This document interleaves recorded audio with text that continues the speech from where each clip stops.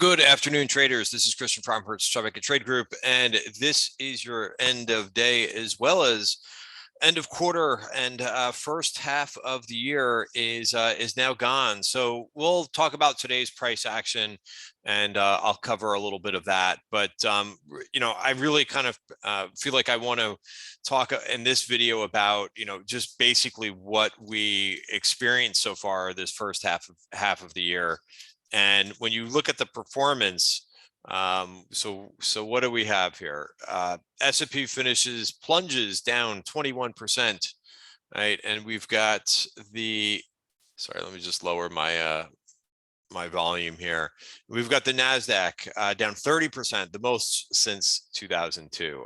Whenever I see these years, like the reference 1970, first of all, I wasn't trading in 1970.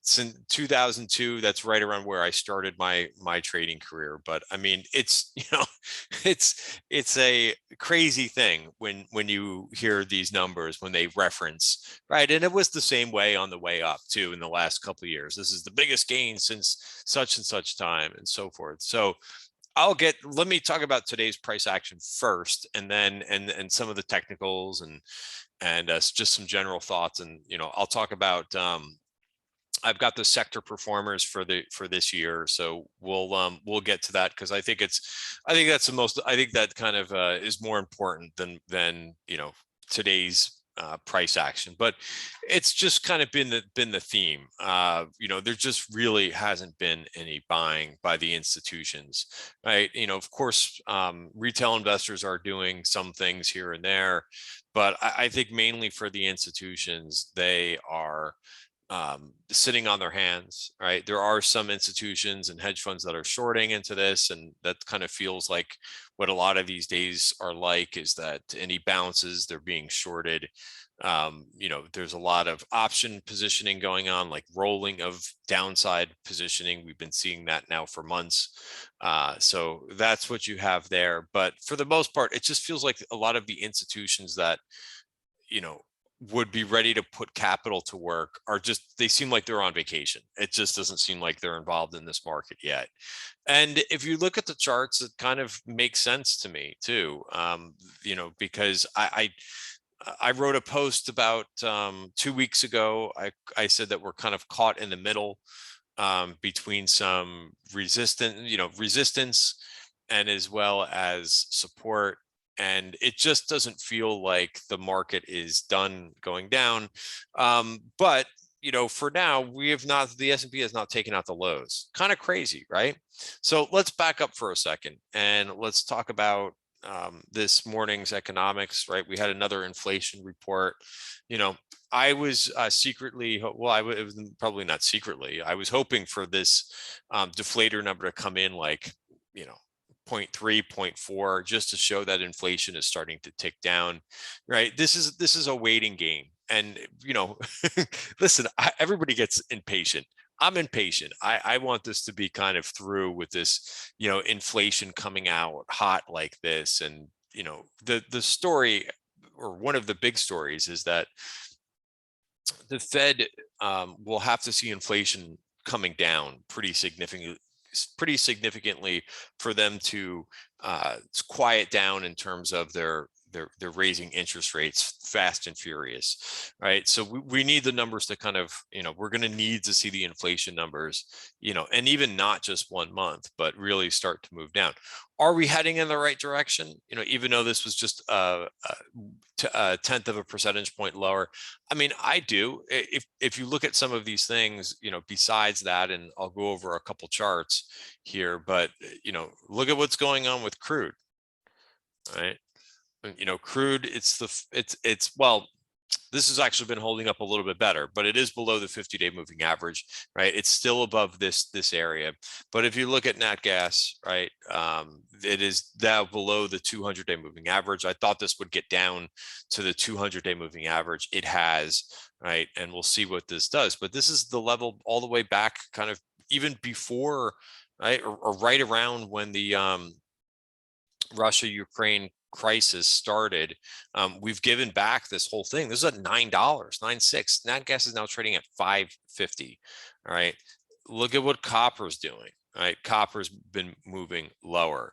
I don't have charts of, Helene Meisler posted a nice chart of what the diesel prices are doing, right? Those are off 15% from the highs, right? So, this is something that I had talked about a couple weeks ago, saying that, hey, if you're going, while there's supply issues, right, you're going to start affecting the demand. And some of these things are really starting to move down. Even your agriculture, prices, right? Which we've been hearing about bad, even though there's bad weather going on, right? Which usually raises the prices. Look at the price of wheat come all the way down from where this was a couple months ago. So this should be washing through. Again, commodities is not the biggest weight in some of these inflation gauges. It's housing and it's wages, right? Those are some of the biggest things. But we're starting to hear a lot more layoffs and so forth, and we haven't had a jump in employment. So not that I want to see that the economy, people lose their job and so forth, but we are traders here, and these are things that are, to get that inflation down, you're going to need to see some of those things. And again, this is not an overnight thing. Even if this report came out today and it was what I was looking for, which was 0.3 or 0.4. Still, it's just 1 month, right? The Fed really wants to see this for a while, that they're having an effect. And again, they'll probably screw it up. It's really tough to start to tighten, right? And I think there's been many analysts and traders. Stan Druckenmiller talked about how it's very unlikely that the Fed will be able to engineer a soft landing, because we've seen so many of these situations. We've seen when they raised rates in 2007, right? Once you put the ball in motion of tightening, right, it's setting off a lot of different dominoes. So regardless, this is what we're being dealt with right now. And that's all coming out in terms of the price action. So let's go. So that said, right, those are some of the things that I'm watching and I think interesting. And so let me go through through before I get ahead of myself again. Let me go through the indices. But here's what I mean: we're stuck in the middle, right? We're halfway in between the 200 period moving average. I kind of think that like we need to have one more swoosh down at this point. And if we got back inside value, then I would say, okay, maybe the picture's changing, right? But we know that watching this price action every day, that this is not done. So yeah, if the 200 period moving average, or if that doesn't hold, then we could possibly see 3,324, right? So somewhere in here is I think is a possibility, right? And I don't have short trades on that I'm looking for that to happen. I'm basically trying to position as neutral as I can in this market, putting on a couple trades here and there where there's relative strength and playing relative strength sectors, right? Doing that with about anywhere from 10 to 20% of my trading account. That's been my plan for the last couple months, right? And nothing is really going to change that until we get at least back above the 50-day moving average. So that's what I see in terms of the weekly chart and some levels. We have not broken the lows of what we saw back in the middle of June, right? We did get rejected again, right, at the right around that 20-day moving average. Let's see if we can back, and another possibility that I would be open for is going sideways in here, right, and starting to kind of build a little bit, right? So that's a possibility too, right? So while I look at this weekly chart and say, hey, this is a possibility, that's a possibility, sideways is also a possibility. We're still holding this extension away from the value area. And we'll look for things to kind of, I haven't really been shorting that much, right? I've been just kind of, trying to play, the relative strength areas, healthcare, biotech, and mostly and the China names. Every once in a while, I'll day trade in Amazon or something like that. But for the most part, it's being pretty lean in terms of swing trades and having stops on every trade. And if I'm wrong, like it's painful taking stop prices all the time. I stopped myself out of a trade the other day that would have ended up being a winner, right? NOC, for example, right? But I'm still, so this looks pretty good, by the way. This closed very close to the highs. That's what I was looking for. But I'm putting my stops really tight because I don't trust this market. Going back to my view, which I was just showing with the S&P, I would not be surprised if we take another leg lower. So that's why I keep my stop prices so close. Does it stop me sometimes out of winning trades? It does, and it stinks when that happens. But it is what it is. So when we look at the performance, and I think that's enough to kind of go over for the indices. They're going to be similar situations, but if we look at the performance for the S&P for the month, and I don't think this. Sorry, maybe I should do this for the SPX because that should capture the dividend. It's about the same. We're down at June was a nasty month. It was down. The S&P was down 8% for the month. All right.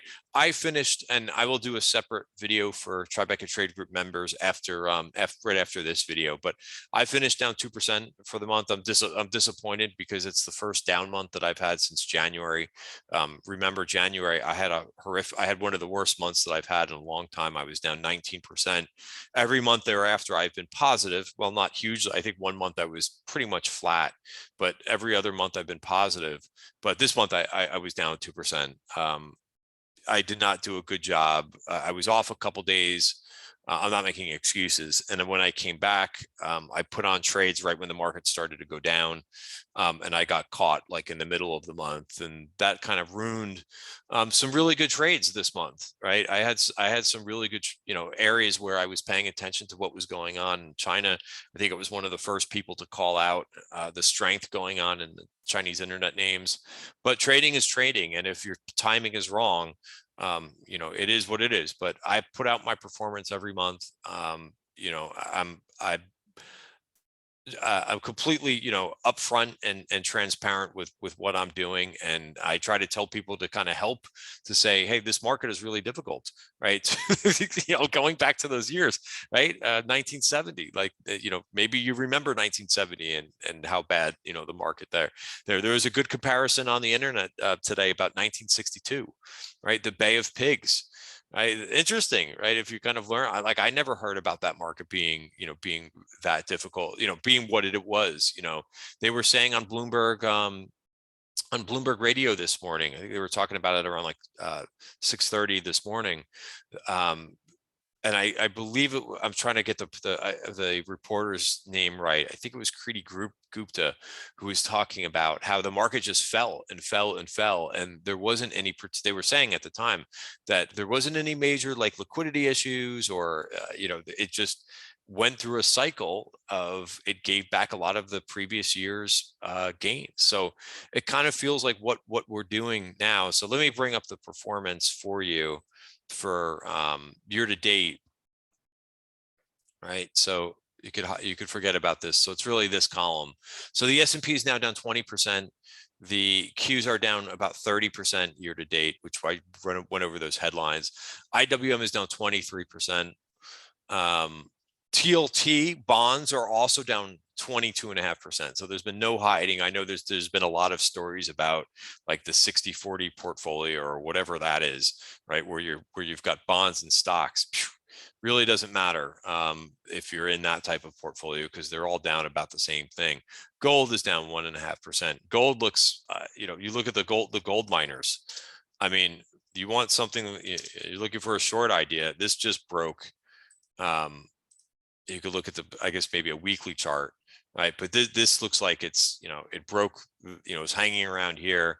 That's a nasty week. And even though we've got one more day, but, I think this is the potential to get down to like 23, which is a decent short. for the gold miners. All right, and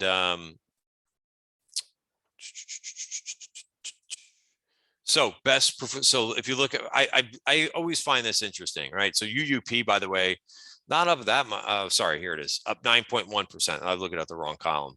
The dollar has been stronger. Right, we have not. We're very close to taking out the highs for the year. I think what's going on in bonds is very interesting. We're back up to the 50-day moving average, right? So rates have backed up a little bit, right? Just a couple days ago, I was saying watch this this extension away from the value area, as it looks like it could break and we could go lower.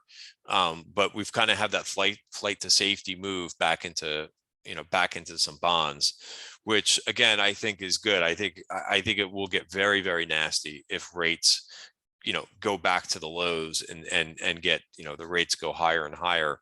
That's going to be worse for equities, in my opinion. So the fact that that's rallying a little bit, I actually view that as a good thing. Sectors crazy. XLE up 29%, OIH 25%, XOP. So it looks like the larger caps, because that's a lot of XLE is Chevron, Exxon, and Conoco. That ETF that's the XLE ETF. That's up 29%. Metals and mining, utilities, they're down a few percentage points. Aerospace and defense also about the same. Agriculture, even though that's been slipping, is still only down 4.1% for the year. Steel is down 7%. Is that really right? Solar is only down 7% year to date. I mean, that's not that bad. Yeah, solar had a very nice. Solar was the outperformer for the day. So even if you've been all in solar stocks via the TAN ETF, you're outperforming the overall market pretty decently. Healthcare stocks, I'm surprised this isn't better. That's down 9%. Chinese internet names, which we know have been coming back, are down 10%. The banks are about on par. That's KRE with the overall market. But really, when you start to cross this line of 20%, we know biotech has been coming back. That's still down 23%. Software is down 32%. The blockchain, the pot stocks, oh my goodness, down close to 50% year to date. Then the FANG stocks, right? They're down 40 as a group, right? And of course, that includes things like PayPal and Snap, right? And of course, Netflix is probably in there too, down 44%. The home builders are down 36%. Overall, clean energy, very different than the solar ETF. Clean energy, which has a lot of other really small cap names in there, is down 36%. Robotics, retail is down 35%. The semis, which have been getting a lot of attention, Micron reported after the close today, that's down 34%. So a lot of these higher beta areas, value versus growth, if I didn't mention that, when you look at large cap, value has been outperforming, down 10%, and growth is down 30% year to date. IBD, the ARK ETF gets so much attention, down 57% year to date.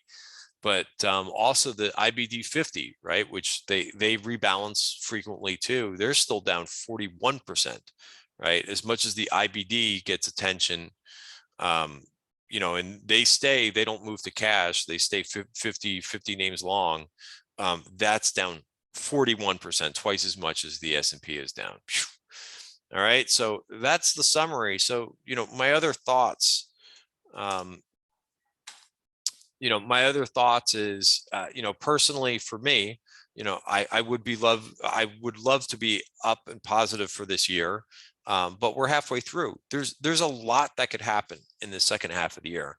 I do think that we're going to get, again, this isn't like, I don't think this is an outlandish predictions. I don't like to make a lot of predictions, but I do think that this market at some point this year does get much better. And again, I'm using history, right? There's a stat that was put out earlier this week about, some of the worst years, the first halves of the years, there's usually a decent rebound, bounce somewhere in the second half of the year. When that's going to happen, I'm not going to make a prediction. I'm going to trade the price in front of me, and we'll be ready to counter when that happens. But my performance in 2020 was, I was up over 300%. My performance last year was up 75%. I finished third in the U.S. Investment Championship division of enhanced growth.